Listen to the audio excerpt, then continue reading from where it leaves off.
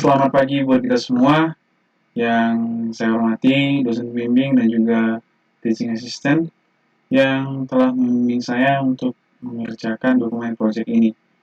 Perkenalkan, nama saya Yuni Mes Menalu, NIM 12S18030. Pada kesempatan ini saya ingin mempresentasikan proses-proses proyek atau pengembangan Learning Management System pada CIS, di mana CIS itu adalah Campus Information System. Yang akan kita bahas pada presentasi kali ini adalah business case, project charter, project scope management, work break structure atau WBS, project schedule, cost management, risk management, dan communication management. Oke, yang pertama business case. Executive summary. Pada proyek ini yang berjudul pengembangan Learning Machine System pada CIS, dahulu CIS itu merupakan sistem informasi akademik yang dimiliki oleh Institut Teknologi Dell. Dalam CIS ini terdapat beberapa fitur yang dapat membantu proses mengajar belajar di IT Dell menjadi lebih mudah. Mahasiswa dapat mengakses materi-materi kuliah yang telah diinput oleh dosen ke CIS. Learning Management System merupakan salah satu subsistem untuk memanajemen sistem belajar. Nah, pada CIS ini Learning Management System itu sudah ada current sistemnya. Sistem yang dulu adalah CIS menyediakan LMS yang memampukan dosen untuk mengupload materi-materi kuliah dan mahasiswa itu untuk mendownload materi yang diupload oleh dosen. Nah, pada CIS ini belum disediakan Learning Management System untuk sistem pembelajaran jarak jauh. Misalnya, di CIS itu belum bisa mengupload video atau membuat video conference. Nah, oleh sebab itu, untuk pembelajaran jarak jauh ini, IT Dell itu masih menggunakan sistem informasi lain, misalnya seperti e-course, atau mungkin untuk video conference-nya menggunakan aplikasi Zoom atau Google Meet. Pada pengembangan ini, ada 3 alternatif yang diberikan untuk menyelesaikan masalah tentang pengembangan LMS pada CIS. Yang pertama adalah melakukan upgrade terhadap sistem informasi cis.del.ac.id. Maksudnya di sini adalah penambahan fitur, di mana kita tidak perlu lagi membangun ulang atau membuat ulang sistem informasi itu, namun kita menambahin fitur-fitur yang ada pada sistem informasi cis.del.ac.id dan juga mungkin mengupgrade database-nya, di mana kalau kita ingin membuat suatu video, maka database yang dibutuhkan atau ketersediaan database yang dibutuhkan itu harus lebih banyak ketimbang yang sekarang. Alternatif yang kedua adalah membangun ulang cis.del.ac.id. Maksudnya adalah kita tidak menggunakan desain yang dahulu, namun kita membuat desain yang baru. Nah, pada desain yang baru ini, kita akan menentukan fitur-fitur apa aja yang cocok pada sistem cis.del.ac.id yang berkaitan dengan Learning Management System. Nah, seperti itu untuk membangun ulang. Namun, kelemahannya adalah kita akan membutuhkan lebih banyak cost dibandingkan dengan alternatif yang pertama. Namun, untuk tingkat error atau gagalnya suatu fitur itu akan lebih banyak pada alternatif yang pertama dibandingkan alternatif kedua, karena pada alternatif kedua kita membangun ulang semua sistem. Untuk alternatif yang pertama kita harus mengotak-atik desain atau sistem yang sudah diterapkan terlebih dahulu untuk menambahi fitur-fitur yang baru. Nah, itulah perbedaan antara alternatif 1 dengan alternatif 2. Untuk alternatif yang ketiga adalah membeli LMS yang sudah siap pakai. Nah, ini merupakan alternatif yang cukup mudah, namun memakan cost yang lebih banyak, dikarenakan LMS itu harganya cukup mahal, dan juga mungkin jika terjadi error, maka kita tidak bisa memperbaikinya sendiri. Kita harus menghubungi si pembuat LMS tersebut. Oke, yang kedua yaitu project charter. Jadi dari ketiga alternatif yang telah diberikan tadi, maka telah ditentukan bahwa alternatif yang kedua yang akan dipakai, yakni membangun ulang sistem informasi cis.del.ac.id.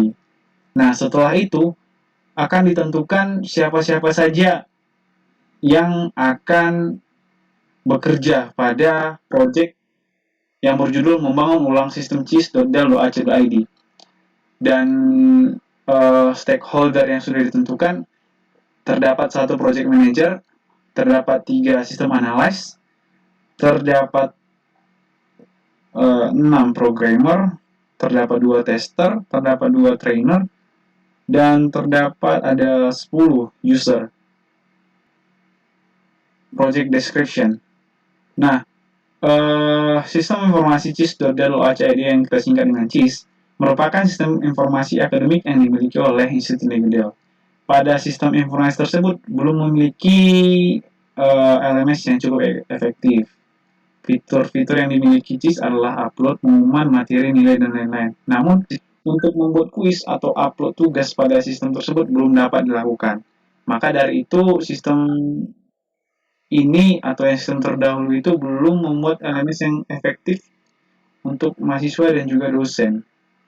Maka dari itu dibutuhkan yang namanya kita membangun ulang sistem tersebut dengan fitur-fitur yang dianggap paling efektif pada yang akan kita terapkan pada CIS ini. MOV-nya, strategi goal. Goal yang pertama, user dapat mengumpulkan tugas yang diberikan. Strategi ini inisiatifnya itu menyediakan mengupload tugas. Goal yang kedua, dosen itu dapat mengupload tugas, kuis, ujian, dan user mahasiswa itu dapat langsung menjawab pada sistem tersebut.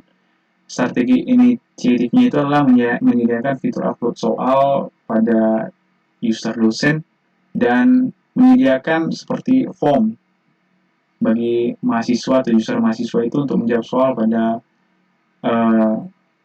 soal yang diberikan oleh dosen. Kemudian adalah milestone of project atau lebih tepatnya adalah gambaran dari timelinenya pembuatan project ini. Yang pertama adalah menganalisis sistem informasi cis.del.ac.id. Itu date estimate-nya tanggal 16 bulan 11 tahun 2020. Variable include-nya itu informasi perihal apa-apa saja yang akan membuat sistem informasi untuk mendapatkan LMS yang efektif dan confidence levelnya high. Prototyping design tanggal 24 bulan 11 tahun 2020 itu deliverable include-nya itu membuat desain mockup untuk CIS. Confidence levelnya high. System development mengembangkan sistem sesuai dengan mockup yang telah dibuat. Confidence levelnya high. Melakukan testing. Pada melakukan testing ini yaitu kita melakukan testing pada sistem yang telah dibuat tersebut. Dan di situ diharapkan mendapatkan hasil sesuai dengan analisa pada tahap pertama. Nah, itu pada tahap analisis. Dan confidence levelnya itu adalah high. Kemudian kita closing dan deliver include itu adalah sistem cis.del.ac.id yang betul-betul fix. Confidence levelnya medium. Untuk project budget yang direncanakan pada proyek charter ini, yang pertama analisa sistem itu sekitar 100 juta rupiah. Lisensi sistem itu termasuk dengan domain yang kita pakai itu 50 juta rupiah, testing biaya 50 juta rupiah, maka total biaya adalah 200 juta rupiah. Kemudian project scope management. Pada pembangunan ulang sistem ini, fitur-fitur yang dianggap yang paling efektif tentang akademik yang akan dibuat pada sistem cis.del.ac.id. Yang pertama adalah data diri profile. Di sini adalah pada sistem akan menunjukkan data diri Anda. Jadi itu memang betul-betul dibutuhkan. Kemudian ada fitur upload tugas, upload soal, itu merupakan hal yang sama, yakni mengupload tugas atau soal Yang keempat adalah wadah untuk menjawab soal. Nah, wadah untuk menjawab soal ini adalah nanti sistem akan menyediakan suatu form di mana siswa dapat menjawab soal yang telah diberikan. Kemudian ada notifikasi. Notifikasi itu berguna untuk sebagai pemberitahu apa-apa saja yang terbaru atau mungkin pengumuman penting bagi setiap user. Kemudian kartu rencana semester atau KRS itu dikhususkan kepada user mahasiswa, di mana fitur ini berguna untuk mahasiswa mengisi mata kuliah apa saja yang ingin diambilnya pada semester tersebut. Kemudian biaya perkuliahan. Biaya perkuliahan ini berguna agar mahasiswa dapat mengetahui tiap bulan itu harus bayar berapa. Kemudian ada upload materi, sama seperti upload tugas dan soal itu memasukkan materi ke dalam database sistem. Kemudian ada kalender akademik. Kalender akademik itu berfungsi agar setiap sivitas Dell itu mengetahui apa-apa saja atau waktu-waktu penting atau waktu-waktu yang sudah direncanakan oleh pihak kampus dalam setiap tahunnya. Kemudian ada pengumuman. Pengumuman ini berfungsi untuk ketika ada hal-hal penting yang ingin disampaikan ke seluruh sivitas Dell yang menggunakan sistem ini, maka kita menggunakan fitur pengumuman. Kemudian ada fitur kuesioner. Kuesioner ini berfungsi untuk dan user pada sistem ini ada tiga, yaitu mahasiswa, dosen, dan staf PHK. Nah, untuk WBS-nya, untuk hierarki strukturnya yang di atas adalah project manager, kemudian sponsor, kemudian di paling bawah sistem analyst, programmer, system tester, trainer, user. Maka dari itu, sistem analyst, programmer, system tester, trainer, user itu akan bertanggung jawab kepada project manager. Kemudian kita masuk ke project schedule. Nah, pada slide kita bisa lihat bahwa ada timeline project dan juga ada Gantt diagram. Kemudian cost management. Cost management ini juga saya buat menggunakan Project Libre. Nah, di sini juga semakin diperjelas cost baseline-nya. Maksudnya adalah biaya yang diperlukan untuk membuat project ini tiap bulan. Kemudian risk management. Risk management ini maksudnya adalah resiko-resiko apa yang mungkin terjadi pada pengerjaan project ini. Yang pertama, misalnya database gagal. Kemungkinannya itu 50% dan impact-nya itu 10. Jadi skornya itu adalah probability dikalikan impact 5,0. Risk strategisnya mitigate, yakni dengan cara memperbarui dan mengelola koneksi database. Kemudian ada estimasi waktu yang tidak sesuai dengan apa yang dikerjakan. Nah, probability-nya itu kemungkinannya 20% dan impact-nya itu 7. Jadi skornya 1,4. Jadi situ adalah risk strategisnya mitigate, yaitu pemakaian buffer. Jadi ada tambahan hari sehingga jika terjadi ada hambatan pada setiap tahap, maka kita bisa menggunakan buffer tersebut sehingga tidak mengganggu tahap yang lain. Yang ketiga itu programmer sistem analyze sakit, atau mungkin bisa dimaksudkan adalah human resource-nya sakit lah. Nah, itu probability-nya 10% dengan impact 6. Jadi risk strategisnya itu adalah accept. Kemudian adalah biaya melebihi dari biaya yang direncanakan karena adanya pembiayaan yang tidak terduga. Risk strategisnya mitigate dengan cara mengurangi biaya pada setiap tahap pembuatan. Desain tidak sesuai dengan permintaan klien, hilangnya data dan informasi penting, server down, kekurangan peralatan dan software yang diperlukan, pencurian data dan jaringan terputus. Dan kemudian ada communication management.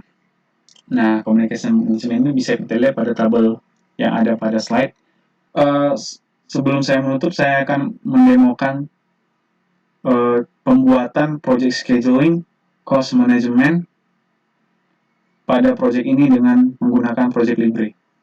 Pada Project Libre ini membantu kita untuk menentukan cost yang kita habiskan per tahapnya, dan juga di sini juga kita langsung bisa mengassignment orang-orang yang bekerja pada setiap tahap. Misalnya tahap make business case itu assignment-nya Unido, make project charter Unido, Nah, ini kan hanya nama. Untuk role mereka itu sudah diisi pada bagian resource. Nah, ini sudah diisi. Nah, ini role mereka dan juga gaji mereka itu per jam. Sekian dan terima kasih. Jika ada kata-kata yang salah, mohon dimaafkan. Atas perhatiannya, saya ucapkan terima kasih.